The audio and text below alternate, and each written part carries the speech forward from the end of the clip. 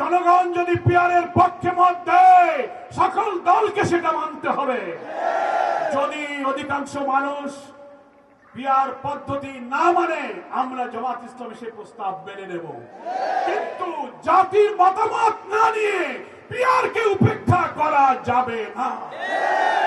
ফলে জুলাই সনদ তৈরি হচ্ছে, ঐক্যবদ্ধ কমিশনের দীর্ঘ আলোচনার পরে যেসব সংস্কার প্রস্তাব সবাই একমত হয়েছে সেগুলোই তো জুলাই 4-তে অন্তর্ভুক্ত হবে এবং সেটার ভিত্তিতেই একটা গণভোট, একটা রেফারেন্ডাম হবে। তাহলেই লিগ্যাল এক্সপার্টরা বলেছেন জুলাই সনদের আইনি ভিত্তি তখন রচিত হবে।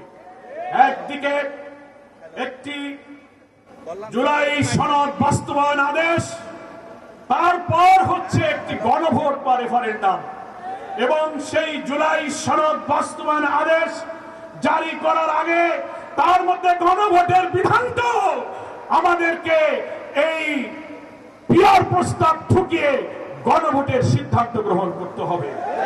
পিয়ার প্রস্তাব যেন জুলাই সনদের অন্তর্ভুক্ত থাকে, তার ভিত্তিতে দেশের জনগণ যেন তার ব্যাপারে মতামত দিতে পারে। ইতিপূর্বে বিভিন্ন সার্ভের ভেতর দিয়ে আমরা দেখতে পেয়েছি বাংলাদেশের অধিকাংশ মানুষ পিয়ার পদ্ধতিতে নির্বাচন চায়।